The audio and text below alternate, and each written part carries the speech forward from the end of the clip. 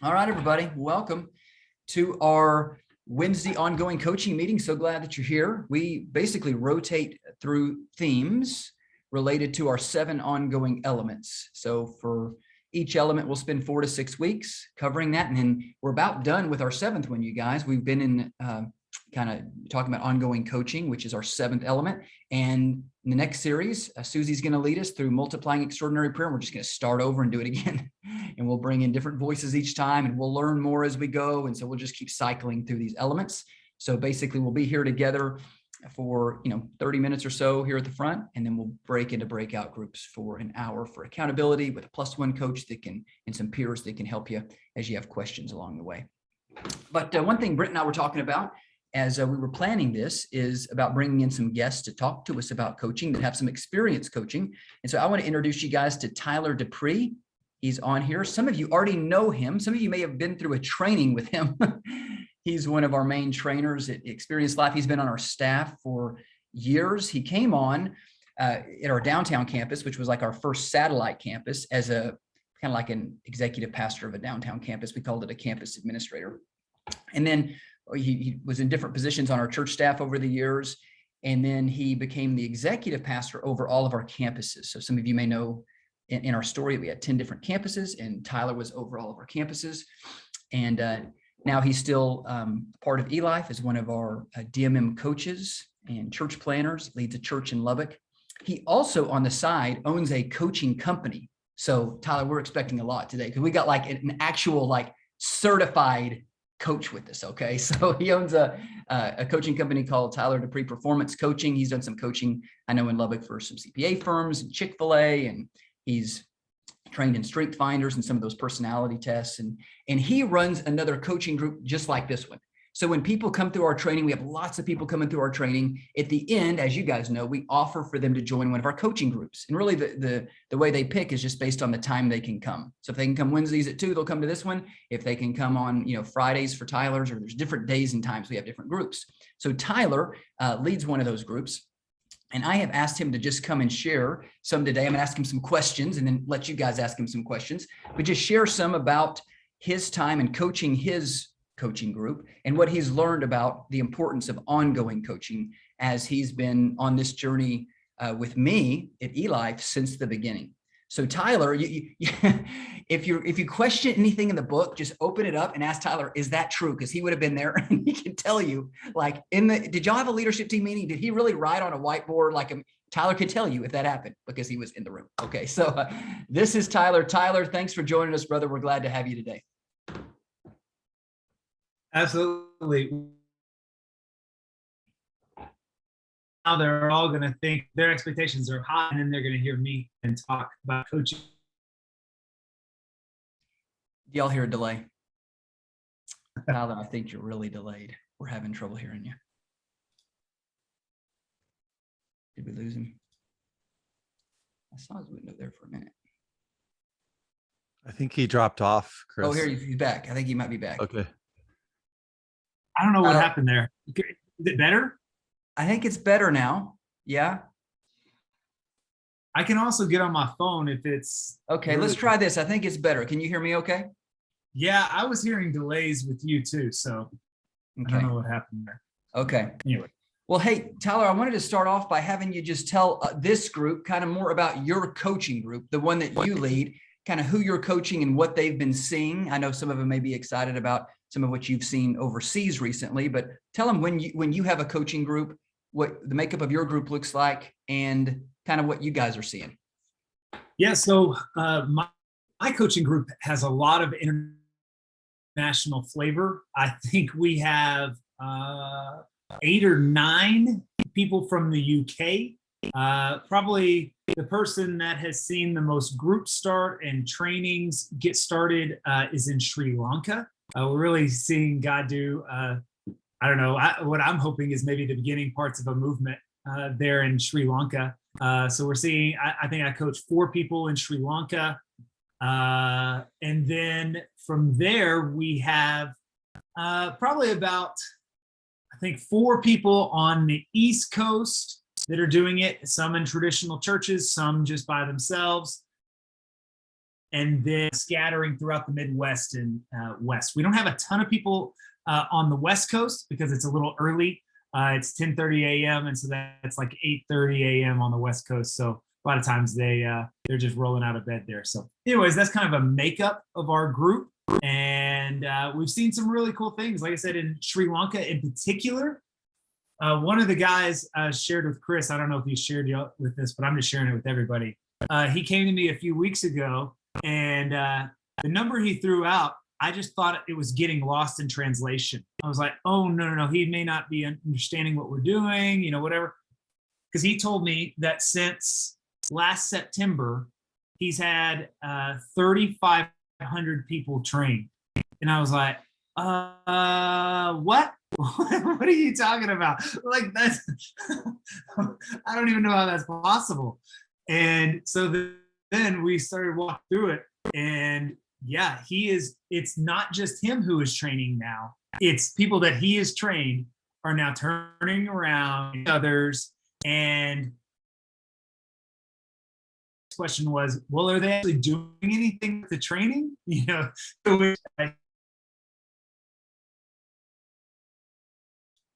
Take that, but it's just something that's been really powerful for the past few weeks. Tyler, I think we caught most of that. I think it might be wise for us to try your phone if you can. Let's give me just a second. Yeah, no worries. Take your time. Yeah, you guys, one thing Tyler's done, some of you guys follow him, leadership guru, is John Maxwell. Tyler went through John Maxwell's leadership program, and then John Maxwell certifies like leadership coaches, and they can, coach and train in businesses or various contexts using the John Maxwell leadership principles. So if you guys ever have a group too, where you just want some like individualized coaching help from somebody that's been trained in a lot of Maxwell leadership principles, Tyler's definitely your guy for that.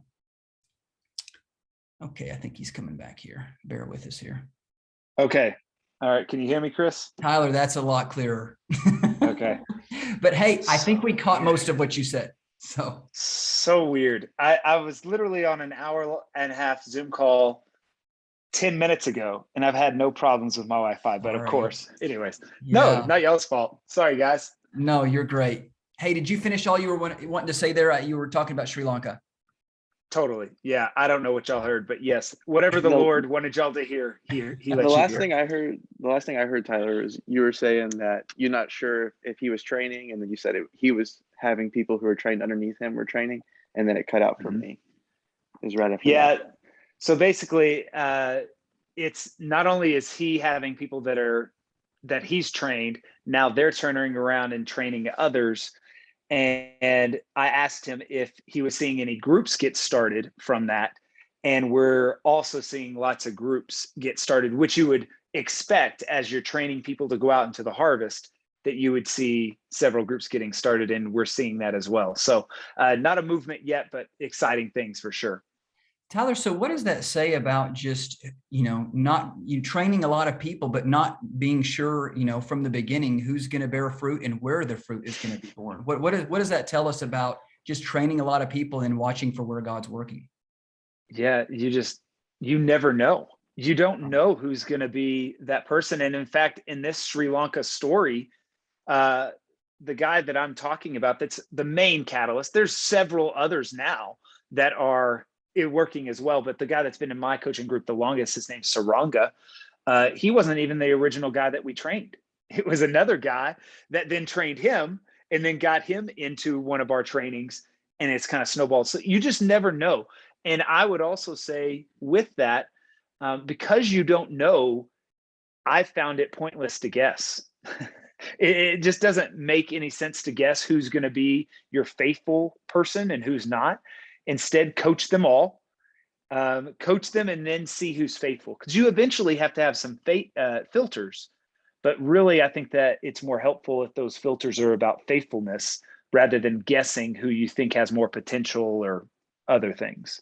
Tyler, is so good. And one thing Stan told us one time, and I don't remember, Tyler, if you were there, but he said they got a bunch of CPM catalysts worldwide together to just ask them some questions. And that was one of the questions somebody asked, like, how do you find a good movement catalyst? Like, how do you know if you're training a group of people, which one's going to be the one that catalyzes a movement? And Yeah. Stan, I remember him recounting that they kind of all started laughing and they said, you never know. That's why you train everybody. And That's so right. it's kind of like you're saying, you can't pick them. So anybody that wants to, go through a leadership training or be trained in DMM, you train them in DMM, and then you just watch to see who God uses to, bear much fruit. Right. So Yeah, I totally agree with that. Hey, let me ask you a few more questions, Tyler, and then I'll see if Brent has any questions and we can open up to the broader group. We're talking about ongoing coaching, Tyler, as you know. Why would you say being committed to ongoing coaching is so important? We have it as one of our 7 elements. You talk about it a lot. I talk about it a lot. Why are these guys coming, 34 of us today, coming to this meeting each week, participating in ongoing coaching? Why would you remind us again that is so important? So I have several things why I think it's important. First, I would say, and this is in general, one of the things I believe about good coaches is they help you see things you can't see for yourself. So I come from an athletic background. I played baseball, basketball, football my whole life. I've had lots of coaches, right? And one of the reasons that the best players in the world, like LeBron James, has personal coaches. The reason is because we don't see certain things clearly when we look at ourselves. So having someone outside look at our performance, look at what we're doing, it really, really helps. So that's just in general, even not talking about DMM. A second thing that I would say that coaches do is often they have experiences that you just don't have yet. They're further in the journey. They've seen things. And so it really helps whenever someone comes alongside you and says, hey, I've seen that before. Here are some things to be careful with. So that's the second thing I would say. And then a third thing, and these are all just unrelated to even DMM. The third thing, the third thing is they'll push you further than you'll push yourself. It's the same reason that thousands of people in the US pay for a personal trainer. It's not that we all know that if you're going to work out, you're going to have to do some cardio, you're going to have to lift some weights, you're going to have to, like, those things are pretty basic. But what becomes hard is to make yourself do it. And a coach will push you beyond what you think you can actually do. So that's the 3 things. And then these are more DMM specific. I would say the reason coaching is important, especially the way that the format that we do it, is iron sharpens iron. So that even if you're good at DMM, you'll get better. And I would say whenever especially even now, I wouldn't even say that I'm good. So I don't even know that I'd say I'm iron. It's like, I don't know, people are just making me better because I'm around people that want to get better. And then the last thing I'd probably mention is, I think it goes beyond even what it means for you, because ultimately what we're wanting to see is everything reproduced. So if you're wanting to see everything reproduced, it means that you're eventually going to be in that coach's seat. You're going to be coaching someone, whether it's 2 or 3 people in your own DMM church or others. So to me, it displays to those that you're coaching how they need to be coaching the people that they're going to coach. And so to me, that's why coaching, especially in a DMM context, is so important, is it's not even just about you. It's about those that are going to be impacted but down the line. And if you're not committed to coaching, how are they going to be committed to coaching? And how are, even a step further, how are the people that they're coaching going to be committed if you're not? So that's what I give you, Chris. Man, Tyler, that's a good word. I mean, from a modeling perspective, you're right. It's so important.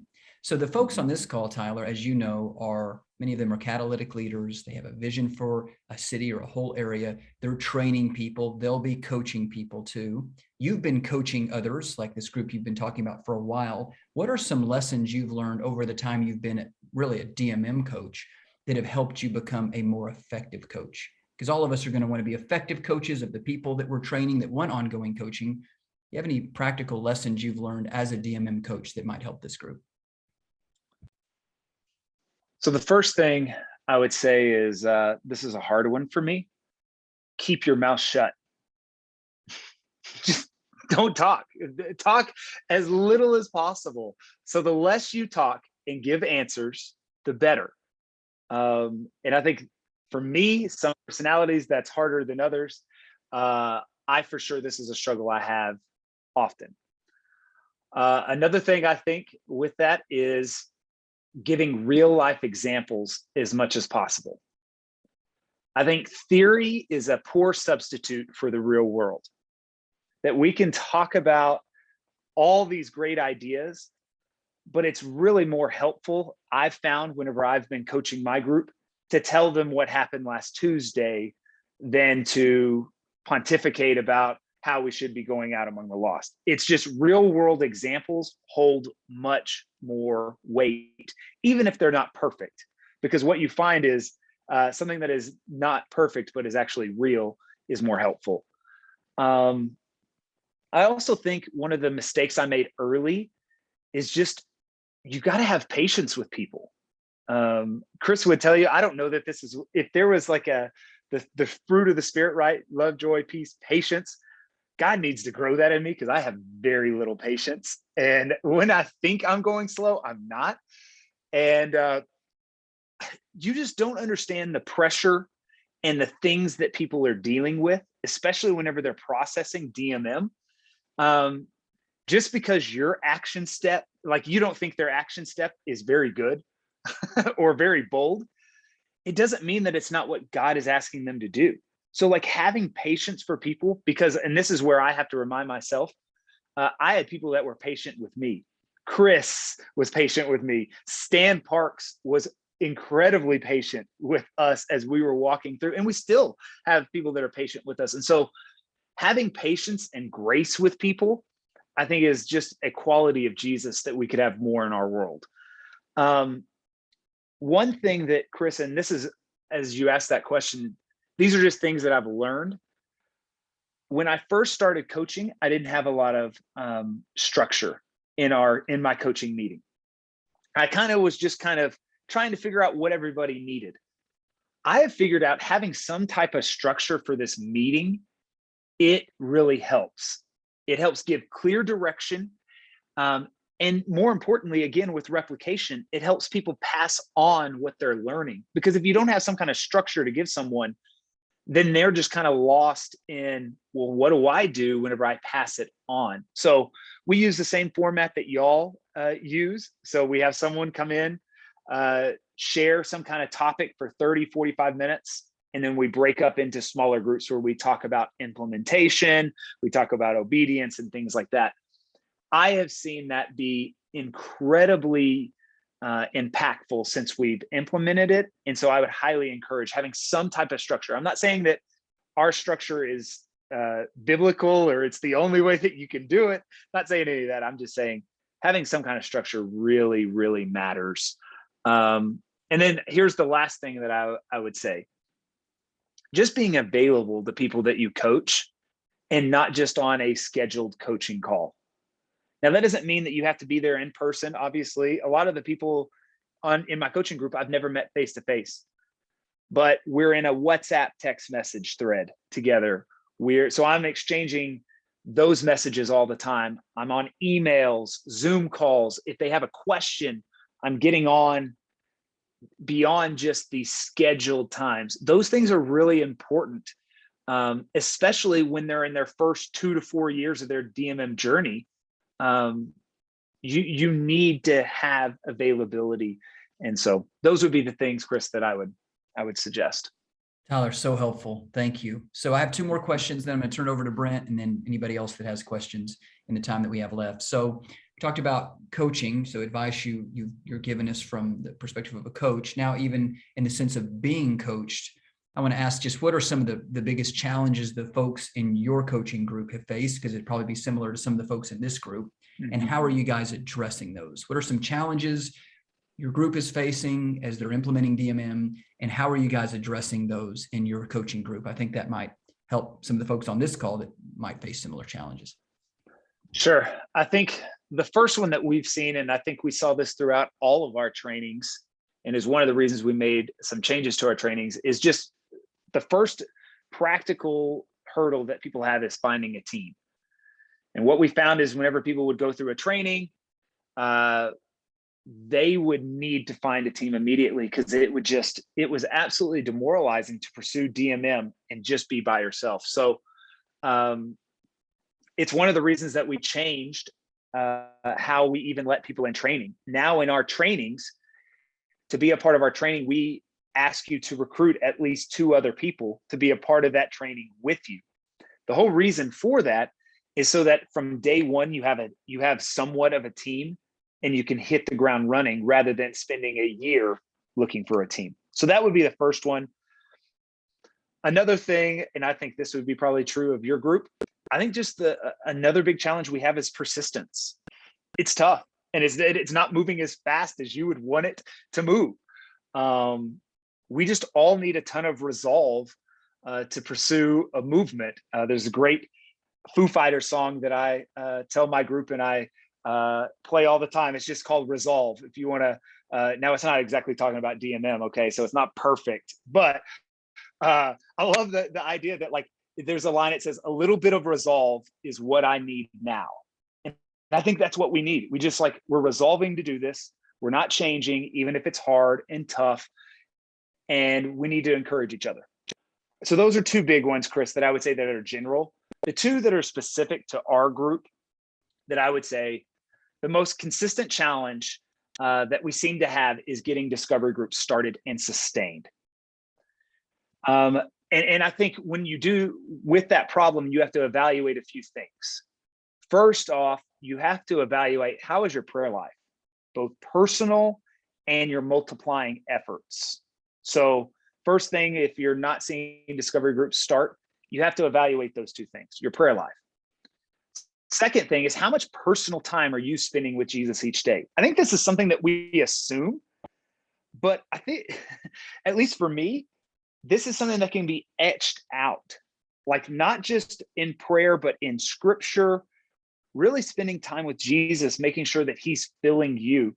I would highly encourage, if you haven't read a book, Spirit Walk, read that book. It is something that really will help.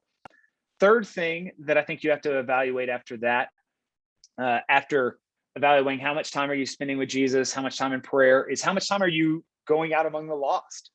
Both how much are you personally, and how much is your team? And then last thing that I think you need to evaluate is, how much time are you spending with that person apiece once you found them? What I have found is we are too quick to move from that person apiece. And so what happens is you'll get a discovery group started, but it falters after a few weeks. And usually, not always, but usually, a lot of that can be attributed to not spending time with that person apiece on the front end. Yes, I'm not talking about going to their group, but you need to spend a ton of time with them. So that's probably what I would say that is our consistent challenge in our group so far. That's great, Tyler. Last question. So we're talking about ongoing coaching, the 7th element. We talk about how important it is.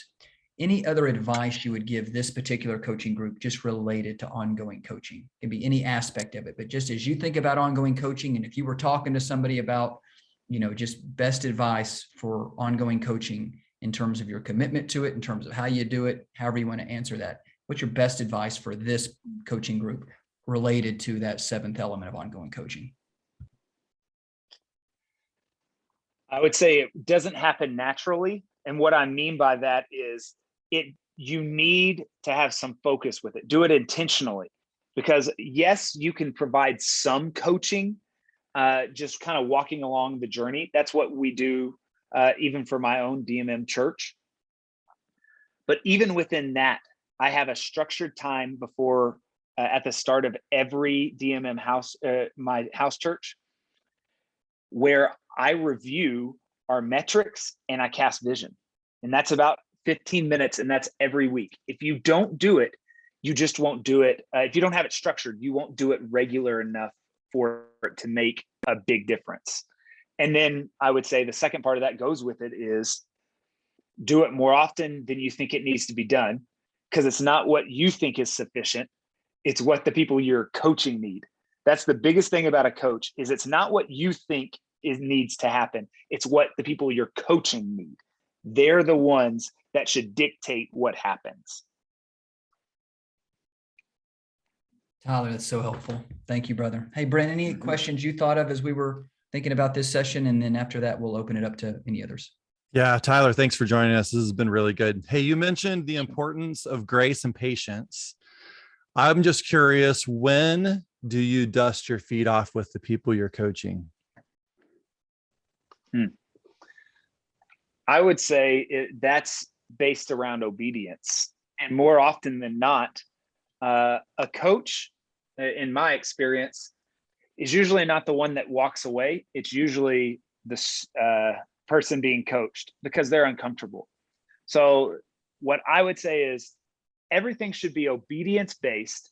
And if someone's not obeying, it's not the coach's job to make them comfortable. The coach's job is to help push them into what they know is best for them, even if they're not doing it. And if they eventually get to a point where they're going to have to make a decision, either they're going to have to stop coming to the coaching because they feel so uncomfortable, because you're still calling them to what needs to happen, or they're going to do it. That's what I found, is that they either get so uncomfortable, they either do it or they leave, essentially.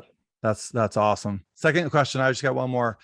What are your thoughts on keeping coaching decentralized and duplicatable? I think it's the only way to do it if you're wanting to reach everyone. Like if you're wanting to see a few reached, you can control all the coaching. If you're wanting to see a whole nation or the whole world reach, you have no choice. So I just use Sri Lanka, for example. There's no way I can be as good of a coach than Saranga can. He understands. I can't even speak their language. Like, so just practically, it makes no sense that they would send people to me to be the main coach, right? That's going to have to be done by Sri Lankans. It's going to have to be done by people that are going to live and die to see their people group reached. That doesn't mean that I can't have some connection. It doesn't mean that I can't even be helpful. I can be helpful to Saranga, but ultimately it has to be decentralized from me, because I'm not in the best place to reach those people or to help them. Yeah. So quick follow-up to that question. Do you have just some advice for people when they're wearing these different coaching hats? Because we should all have our own experiences of going out and finding a person of peace, coaching that person of peace, but that's a different kind of coaching than the kind of coaching that maybe you are doing with somebody on your team, or even when you get other catalyst leaders on, that are doing it in multiple generations. Mm-hmm. I think this goes back to my principle of shut your mouth and ask questions, because you're just not going to understand all that is going on culturally. And so for you to give definitive answers, at least in my eyes, I would say it's pretty arrogant for me to think that I would understand all that's going on. I just use Sri Lanka as an example. Like, there's no way I know all that is going on there. So I think I would have to, one, push prayer as much as possible and saying, I'm not sure what you should do. Have you asked God? Have you prayed about that? Have you seriously, and how much have you prayed about it? Who's prayed about it? Those are questions I can ask. Because if the answer is, well, I've only spent an hour, I think you need to spend more time, right? But if the answer is, I spent a lot of time and this is what I sense God doing, then I think I need to trust that God is the teacher, right? That's one of the things we learned in the trainings. John, in the John passage, it talks about the Father will teach them, right? They will all be drawn by the Spirit. And so I just have to trust that, hey, if they spent time praying about this, that even if it doesn't sound like a great idea to me, who am I? God gets to make the rules, not me. I don't know if that answers it very well, Brent, but that's my best attempt. Good.